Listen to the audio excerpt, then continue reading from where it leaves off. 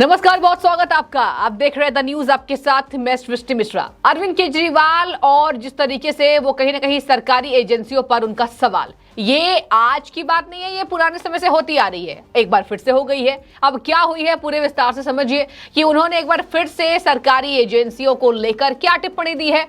Press conference में media के लोगों के जरिए आम जनता को नकाब पहनाने का काम अरविंद केजरीवाल करते आए हैं और एक बार फिर से वही इशारा देखने को मिला है, जहां आपको बता दें कि प्रेस कॉन्फ्रेंस में मीडिया को बुलाकर उन्होंने ये कहा है कि ईडी ने पूरे कार्यकाल में 5000 चार्जशीट फाइल की होगी।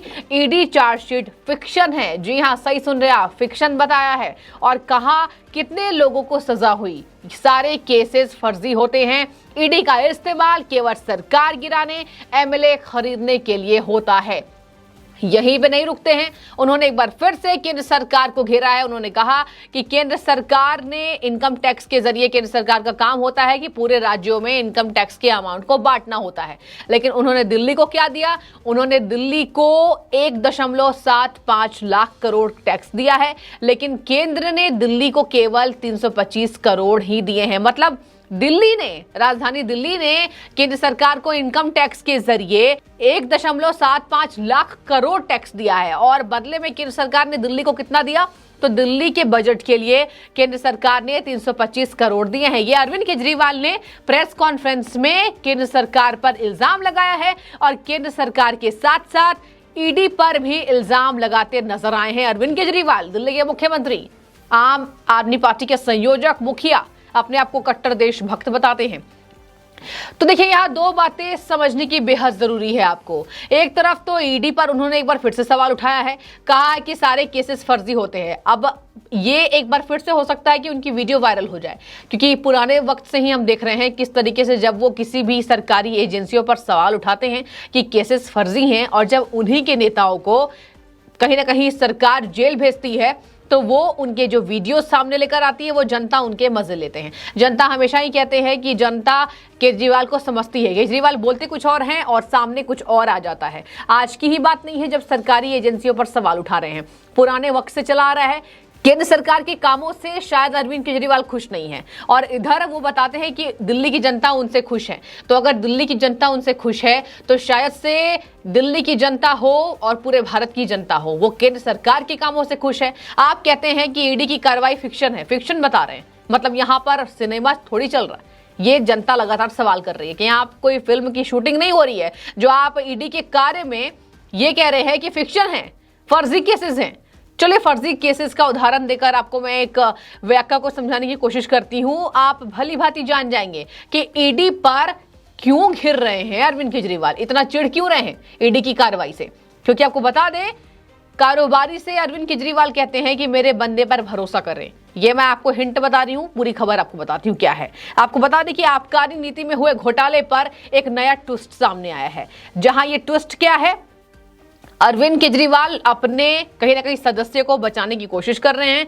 जहां एजेंसी का आरोप है आम आदमी पार्टी पर, प्रवर्तन निदेशालय ने यह आरोप लगाया है कि आम आदमी पार्टी नेताओं की ओर से विजय नायर ने दिल्ली शराब नीति में लाइसेंस के लिए साउथ ग्रुप से एडवांस के तौर पर 100 करोड़ रुपए लिए हैं। इतना बड़ा अमाउंट। और एक तरफ क्या कहते हैं, 325 करोड़ ही बस केंद्र सरकार ने दिल्ली को दिए। आपने क्या किया? दिल्ली के विज्ञापन पर आपने इतने खर्च कर दिए कि आपको शायद से दिल्ली की समस्याओं पर खर्च करने के लिए पैसे नहीं है आपके जेब में। तो आप क्या केंद्र सरकार पर सवाल उठा रहे हैं? जनता इतनी नाराज चल रही है अभी अरविंद केजरीवाल से। आपको बता दें, एक मामला नहीं है दर्शकों, ये एक मामला नहीं है। इनकम टैक्स पर सवाल उठाते हैं, प्रवर्तन निदेशालय पर सवाल उठाते हैं, कह रहे हैं एमएलए खरीदने के लिए है। तो जनता ये क्वेश्चंस अरविंद केजरीवाल से कर रही है कि अभी जब एमसीडी में चुनाव हुए थे तो आम आदमी पार्टी के भ्रष्ट नेताओं पर ये इल्जाम लगे थे। इल्जाम वो सही भी साबित हुए। इल्जाम क्या था? जिस तरीके से कहीं ना कहीं पार्षदों के खरीद फरोख्त में आम आदमी पार्टी पैसे जाया कर रही है। और आपको बता दें दर्शकों, ये बड़ी खबर सामने आई है, गोवा में हुए चुनाव पर भी अरविंद केजरीवाल ने पैसे खर्च किए थे, जहां पर अरविंद केजरीवाल की 2 सीटें आई हुई हैं। तो इस बात से यह अंदाजा लगाया जा सकता है कि अरविंद केजरीवाल जो सामने कहीं ना कहीं अपने आप को आम बताते हैं, वो पीठ पीछे जनता को नकाब पहनाने का काम कितना जोरों शोरों से वो चला रहे हैं। कहीं ना कहीं ये सवाल क्यों आखिर ईडी पर आप सवाल उठाते हैं? 5000 केसेस को फर्जी बता दिया है। तो अब आम जनता कह रही है कि आप एक मुख्यमंत्री हैं, आपके मुंह से ये शब्द शोभा नहीं देते कि आप प्रवर्तन निदेशालय पर इस तरीके से इल्जाम लगाते हैं कि सारे केसेस फर्जी हैं। केसेस कहां फर्जी हैं? आपके नेताओं को पकड़ा जा रहा है तो केसेस फर्जी हो गए। ये आम जनता केजरीवाल से नाराज चल रही है और लगातार सवाल उठा रही है। इसके साथ ही आपको बता दें, अब आम आदमी पार्टी के प्रवक्ता क्या कहते हैं। आम आदमी पार्टी के प्रवक्ता जब ईडी कार्रवाई कहती है तो आम आदमी पार्टी कहती है, उनके प्रवक्ता राघव चड्ढा बड़े शुमार हैं। कहीं ना कहीं आपको बता दें कि केंद्र सरकार की अच्छी नीतियों को भी गलत साबित करने में राघव चड्ढा का नाम सबसे पहले आता है। वो कहते हैं आम आदमी पार्टी को मोदी सरकार का लव लेटर मिला है। ये बताइए, प्रवक्ता के शब्द हैं। और इसके साथ ही मुख्यमंत्री के भी शब्द क्या कहते हैं? आमतौर पर यही रहते हैं कि मुझे लव लेटर मिला है। और इसके साथ ही आपको बता दें, अरविंद केजरीवाल क्या कहते हैं, इतना तो मुझे प्रिंसिपल ने नहीं डांटा जितना यहाँ पर उपराज्यपाल डांटते हैं। देखिए, भ्रष्टाचारी में कौन लिप्त है सबसे ज्यादा? दिल्ली की आम आदमी पार्टी।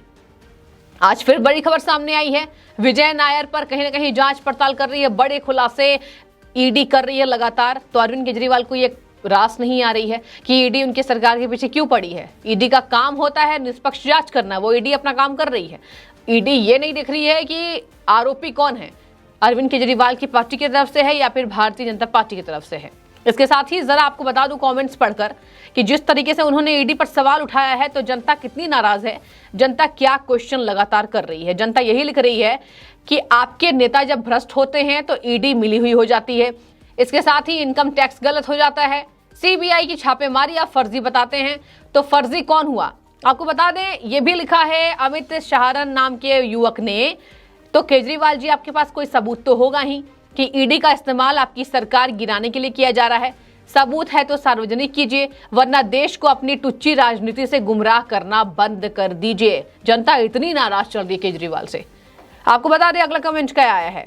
अगला कमेंट ये आता है, वाकई इस बंदे को कोई काम नहीं है, सिर्फ दोष निकालना। ये मुझे काम नहीं करने दे रहा, वो मुझे काम नहीं करने दे रहा। केंद्र सरकार पर कई बार हमलावर हैं। मेयर चुनाव अब तक नहीं करवा पाए। मेयर चुनाव में ये कह रहे हैं, एक बार फिर से प्रेस कॉन्फ्रेंस में जब ईडी पर इल्जाम लगा रहे हैं, जब ये कह रहे हैं कि 325 करोड़ ही मिले हैं मुझे, तो ये भी कह रहे हैं जब मीडिया क्वेश्चन पूछ रही है मेयर चुनाव कब होगा, तो ये तो आप बीजेपी से पूछें।